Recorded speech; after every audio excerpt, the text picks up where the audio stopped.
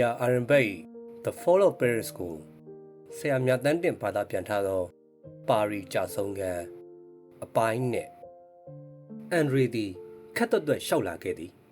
သူ့အိမ်ကမြို့လေကောင်ကိုဖျက်သွားသည်မော်တော်ကားဝှင်းတန်တွေကစူးစူးညံ့ညံ့အနီရောင်အစိမ်းရောင်ခရမ်းရောင်မိပွင့်များပြုတ်သိပ်လျက်လူတွေကလည်းဥတဟူသွားလာနေကြသည်စိန်မယ်များကအတန်ကွက်ကွက်ဖြင့်မြူဆွဲဖိတ်ခေါ်လျက်လက်နဲ့တက်စင်ရဟာမရှိမဖြစ်တဲ့အချက်ဖြစ်တယ်ဟူသောစကားတန်သည်တစ်ဖက်ပိတ်လမ်းကြားကလေးတည်းရှိတရားဟောအတန်ချဲ့ဆက်မှထွက်ပေါ်လာ၏နတ်မောင်သောရေပြင်ကိုခွဲ၍ငုတ်သွားသောရေငုတ်သမားလိုအန်ဒရီသည်စူညံသည့်အတန်ပလန်တွေတွင်မြုပ်သွား၏တရားတစ်ခုပေါ်တွင်ခဏရက်လိုက်သည်တရားအောက်ရေပြင်တွင်လာ၍ထင်နေသောမီးရောင်များသည်ဝိုးတိုးဝါတာ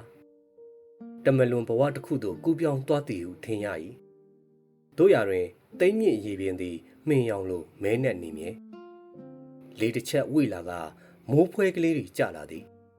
အန်ဒရီသည်ဂျင်းရဲ့မျက်လုံးများကိုတွေးနေမိသည်တော်တော်ထူးခြားတဲ့မိန်းကလေးပဲရုရှားမီဒီလမ်းတောင်သို့ရောက်သည့်အခါတွင်ဆေးလိပ်ဝေရန်ဆေးရှူတဲ့မောင်သို့ဝင်သည်အထဲတွင်ထိန်လင်းကစူညံလျက်ရှိတနေရာတွင်ထိုင်ချလိုက်ပြီးကာဗီရိုအရက်တစ်ခွက်ကိုမှာသည်အရက်ကြောင်အာကောင်နှွေးသွား၏ထို့နောက်ကျေနပ်စွာပြုံးလိုက်သည်ရေရရာမရှိသောအတွေးများကိုလှုပ်ခါချခြင်းသည်ထိုအတွေးများသူ့တွင်တခါမှမပေါ်ဘူးသည်ကာဗီရိုအရက်သုံးခွက်ဇက်တိုက်မော့ချလိုက်သည်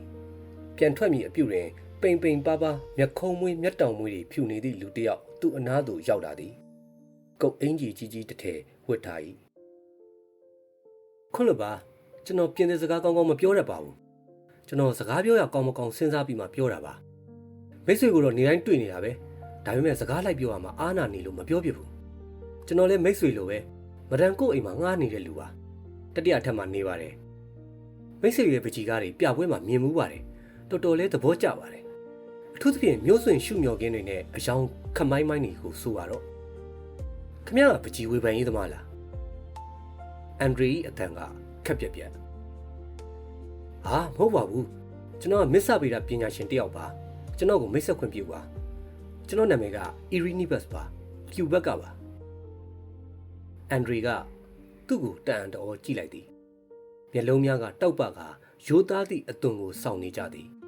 နှကမ်းမွေးရေးရေးကြွေတက်ထားသည့်လေစီးဖြင့်ကျွန်တော်နားမလဲဘူးကျွန်တော်ကဂျာမန်လူမျိုးပါဒါကိုပြောတာမဟုတ်ဘူးခမ ्या ပြောတယ်ဘာဗေဒပညာရှင်ဆိုလားဘာလားအဲ့ဒါကိုပြောတာပါခမ ्या ကအဲ့ဒီဗေဒပညာရှင်ဆိုငါးအကြောင်းနဲ့ပတ်သက်တဲ့ပညာရက်ပါအန်ဒရီကခက်ကြဲကြဲရေးလိုက်ဟာဟုတ်ပြီငါနဲ့ပတ်သက်တဲ့ပညာရှင်ကဲဆိုစမ်းပါဦးခမ ्या ဟာကြောက်ရှုခင်းပကြီးကားတွေကိုကြိုက်တယ်အထူးသဖြင့်ခံမိုင်းမိုင်းအယောင်တွေသုံးတာကိုကြိုက်တယ်ပြီးတော့ငါးတွေကိုစိတ်ဝင်စားတယ်လူဘက်မှာနေတယ်အဲ့ဒါဘာဖြစ်တယ်လဲကျွန်တော်နဲ့ဘယ်လိုဆိုင်တယ်လဲထိုင်မှာကာဗီရိုတောက်မလားကောင်းပါတယ်မရန်ကုဆိုတဲ့အဖွားကြီးကတော့တော်တော်စိတ်ပြက်ဖို့ကောင်းတဲ့အဖွားကြီးပဲဗျာဘာလဲခမ ्या ဂျာမနီကထွက်ပြေးလာတာလားမဟုတ်ပါဘူးကျွန်တော်ဒီကိုလေးလာနေတာပါမစ္ဆဗေဒသိပ္ပံကျောင်းမှာလုပ်ပါတယ်မနေ့ပြန်လူဘက်ကိုပြန်တော့မှာကျွန်တော်စကားလာပြောတာနောက်ဆက်များဖြစ်နေသလားမဖြစ်ပါဘူးကျွန်တော်တို့ဖို့ဘာမှမထူး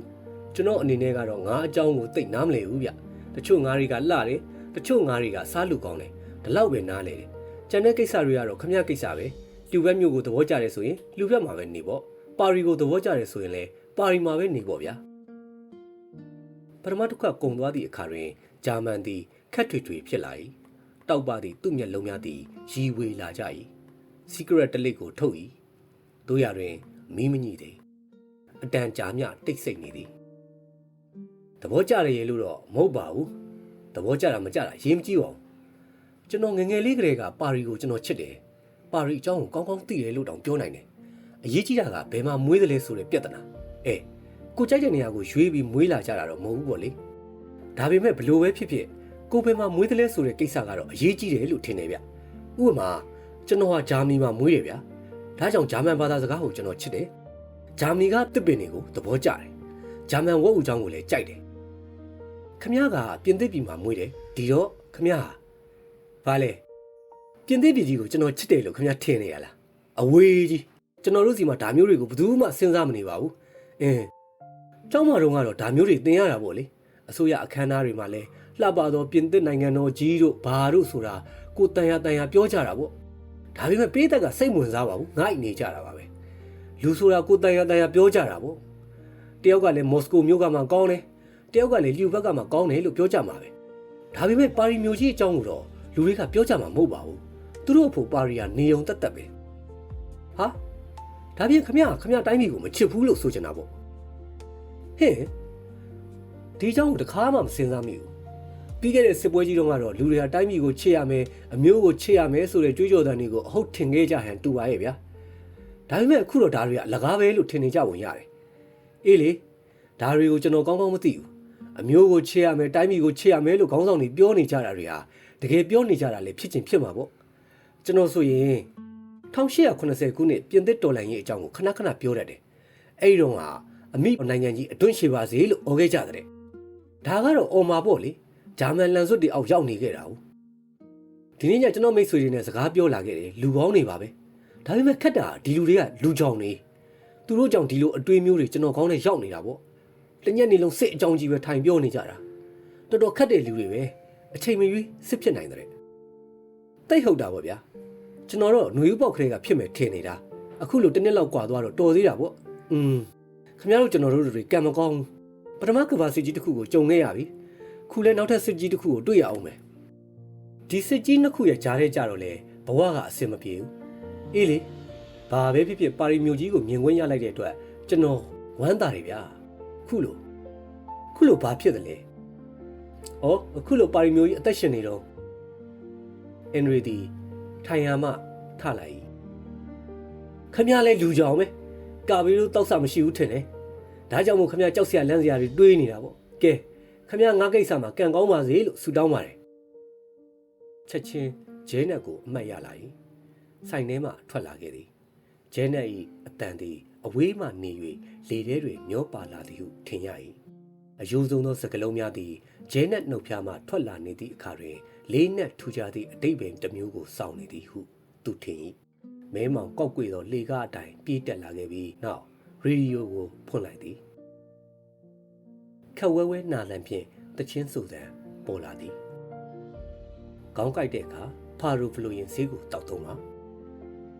ခွေးချစ်တလုံးပေါ်တွင်ထိုင်ချလိုက်ပြီးနောက်မျက်နှာကိုလက်ဖြင့်အုပ်လိုက်မိသည်အတန်ကြာမြမလုံမရှက်ထိုင်နေ၏ရုတ်တရက်ထားလိုက်သည်သူကြားနေကြဂျဲနက်၏အတန်သည်လေထဲမှပေါ်လာ၏ဂျဲနက်၏မျက်လုံးများကိုလိုက်ရှာကြည့်သည်တို့ရတွင်တလက်လက်တောက်နေသည့်ရေဒီယိုဒိုင်ခွက်ကိုသာမြင်ရ၏လိုက်ဇစ်ဂျောမပါရီမြို့မှာပြောစရာအချစ်ဆိုသောခံစားချက်သည်ဖုံးကွယ်လို့မရနိုင်ပါဘူးရှင်ဖုံးကွယ်လေပွတ်အံကြလေပင်ဂျဲနက်၏တချင်းတန်ထို့နောက်ကလေးတို့အတွက်ပြောစရာဆိုသည့်အခန်းကောင်းစဉ်ကိုနှစ်ခါပြန်ရွတ်တန်ထို့နောက်ထမင်းမစားမီမာတီနီတောက်ရန်ကြော်ညာသည့်ယောက်ျားအတန်အော်ကိုကြားရသည်အန်ဒရီသည်မအောက်နိုင်တော့ပဲရေချလိုက်သည်အခန်းထဲတွင်ခောက်တုတ်ခောက်ပြန်လျှောက်ရင်းဟုတ်တယ်ငါလည်းမာတီနီကိုတောက်ကြည့်အောင်မယ်ငါချစ်ကိုကွယ်ဝဲမထားဘူးသူအတန်လွတ်တဲ့အခန်းကဗါတဲ့ကလေးတို့အတွက်ပြောစရာအခန်းမဟုတ်လားစကလုံးများကိုယူနေသည်တို့ရတွင်ရေဒီယိုမှချင်းချောက်တန်ပေါ်လာသည်ဂျာမန်လေတက်စင်သင့်ဖြစ်ပြီးနိုင်ငံပေါင်းချုပ်အသင်းကြီးအကြက်အတဲတွေ့နေခြင်းလေချောင်းရန်ကာကွယ်ရေးဗရင်ပေါက်တွင်တွား၍ရက်လိုက်၏မက်လာ၏ညာချမ်းသည်မုံတိုင်းထန်လျက်ပြင်သစ်ရေလက်ကြားတွင်ရောက်နေသည့်တန်ငါလီများကလူးလိမ့်လျက်တန်ငါတွေများသည်လှေဦးတွင်ပါလာသည့်နက်ရုပ်များကိုကြောက်လန့်တကြားဆုတ်ထားမိကြသည်ပင်လယ်ဘက်မှတိုက်လာသောလေသည်ပါရီမြို့ထဲထိရောက်လာကအိမ်နံရံများကိုတိုးဝေနေသည်စားတက်ပါသောလေကငံပြအန်ဒရီကပင်လယ်နားတွင်ကြီးပြင်းလာခဲ့သူပင်လယ်နားကတစ်တော်ပင်တွင်တည်ကုန်ကြတော်မူတစ်တော်စီများသည်ပင်စီများထဲတွင်တဖြည်းဖြည်းတည်တက်လာကြတော်မူလေရိုင်းကြောင့်တစ်တော်ပင်တွင်နတ်ပူးတည်နေရှိကြလိမ့်မည်ဘလောက်များမိုင်ရိုင်းလိုက်တဲ့လေလေလူတဘာဝဝါရတဲ့နွားချီပူတော်လန်ရီစစ်ဒါရီယာဟုတ်ကောဟုတ်ရဲ့လားဂျာမန်ကြီးကတော့ပါရီမြို့ကြီးအသက်ရှင်နေတော့မှသူမြင်ကျင်တဲ့ဂျဲနက်တယောက်ကိုဘလို့များနေပါလဲ နင်းချစ်ခံသွားရမလားအေးများမိနေမလားကဘာကြီးဟာနုနယ်အားငယ်လာကြီးရဲ့ပီယာတို့တတိုက်ကတော့အတွေးခေါ်တွေစိတ်ကူးတွေကြောင့်ပဲပြောနေကြတာပဲစိတ်ကူးရင်လိုက်တဲ့လူတွေအသက်မဲ့လိုက်တဲ့ကြောက်တုံးတွေဟုတ်တယ်နော်မန်ဒီကမ်းခြေမှာရှိတဲ့တစ်တော်ပင်တွေကိုငါလွမ်းနေအမှတ်ရတယ်လေမုန်တိုင်းတွေထဲမှာရောက်နေကြတဲ့တစ်တော်ပင်တွေကိုအမှတ်ရတယ်တစ်တော်ပင်တွေရဲ့ကျဲနေရဲ့အခန်းကအေးဆက်နေသည်ပရိဘောဂတွေကအပြည့်နေရသည်မှာနည်းနည်းကလေးများတက်တောင်တက်တာမရှိလူဆန်းသည်ပီယာကိုထိုခန်းသို့ခေါ်လာသည်အခန်းကိုကြည့်ရသည်မှာလူတစ်ယောက်တည်းဆွဆွဲမြဲမြဲနေသည့်အခန်းနှင့်မတူပိုင်ရှင်တွေတယောက်ပြီးတယောက်ပြောင်းနေသည့်အခန်းနှင့်တူနေသည်အခန်းထဲကပန်းပြောက်ပန်းတွေတို့ရှက်နေသည့်ကြောင်အိမ်များခန်းစည်းများကိုလည်းမြည်သူမျှတွေ့တာဟန်မရှိလူဆန်းသည်မိဘများနှင့်အတူနေခြင်းဖြစ်၏ယခုအခန်းကိုမူဂျဲနဲ့အတွက်ငှားထားခြင်းဖြစ်၏သူကမူသူ့အခန်းဟုပြောတတ်၏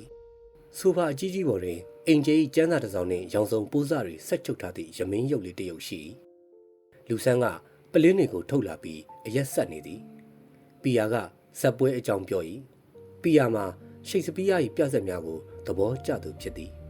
လူဆန်းကခမရဟာတွေကိုအသာထားလိုက်စမ်းပါအောင်ဗျာဂျင်းနက်ကမနေ့ကကြုတ်ကိုပြောတယ်သူ့ကိုမျိုးချင်းနေပါတဲ့သူကတော့အမြဲတစ္ဆာရှိနေမှာပါတဲ့ဒီစကားမျိုးတွေမကြားချင်တော့ဘူးဗျာအခုချိန်ကဒီစကားတွေပြောရမယ့်အချိန်မဟုတ်တော့ဘူး secret တူတူကိုပါဇက်မှချွတ်လိုက်ပြီးနောက်လေတံဖြင့်ကျုပ်ဖားသားကြီးနဲ့တော့လမ်းခွဲရတော့မယ်ထင်တယ်တိတ်တော့မလွယ်ဘူးသူဒီနေ့ပြောခဲ့တဲ့မိန်ကွန်းကတစ်မျိုးပြီးတော့ကျုပ်ဆောက်ကလည်းထွက်တော့မယ်ကျုပ်ဖို့တလန်းလန်းကိုပြက်ပြက်သားသားရွေးရတော့မယ်ပြီးတော့ကျုပ်အန်ဒရီလိုလူမျိုးကိုနားမလည်ဘူးဗျာသူနဲ့ပတ်သက်လာရင်ခမ ्या ကလည်းပုံပွင့်လင်းလင်းဘာမှမပြောအန်ဒရီယာကျုပ်တို့နဲ့အတူတူရှိမှာပါပီယာကပြောသည်ခမ ्या သူ့ကိုနားမလည်လို့ပါလူကလူကောင်းပါနည်းနည်းထုံတာတစ်ခုပါပဲခမ ्या ကတော့ရည်ချင်းကြီးပါပဲဒါပေမဲ့ကျုပ်ထင်တာကတော့တနေ့ကျရင်လူတွေအားလုံးကျုပ်တို့ပဲရောက်လာမှာပဲလို့ထင်နေတယ်လူတွေအားလုံးပဲအခုကျုံစိတ်ဆက်ယုံမှလှုပ်လှုပ်နေတယ်ဒဇာနဲ့ထိတ်တိုက်ဝင်နေရပြီဗျဒဇာတော်တော်စိတ်ဝင်စားဖို့ကောင်းတယ်လူဗျပါမန်ပြောရမယ်ဆိုရင်တော့ဒဇာကျုပ်တို့ရန်သူပဲအရင်ရှင်အကြီးစားပေါ့ဖေဖော်ဝါရီရေးခင်းတော့ကသူဟာဖောက်ပြန်ရေးသမားတွေကိုထောက်ခံခဲ့ရလေအေးလေတခါတလေတော့လည်းမှားကြတာပေါ့ဒဇာနိုင်ငံရေးကိုကောင်းကောင်းနားလေတယ်အရေးနှိမ့်မဲ့ဘက်ကိုဘယ်တော့မှထောက်ခံမှာမဟုတ်ဘူးနောက်တစ်နှစ်လောက်ဆိုရင်ကျုပ်တို့ပဲရောက်လာမှာပဲဆိုရှယ်လစ်များဟာပြင်သစ်လူမျိုးမှန်သမျှနဲ့အတူတူပူးပေါင်းလုပ်မယ်လို့ဘီလာကပြောဦးတယ်သူစကားတော်တော်မှန်တယ်ဗျလူဆန်းကရမင်းရုပ်ကလေးကိုလက်တွင်ကင်ထားရင်းတင်လိုက်သည်ခမ ्या ပြောတဲ့အတိုင်းဆိုရင်ဒဇာရောဘီလက်ရောနှစ်ယောက်စလုံးတကောင်းမှမကောင်းဘူး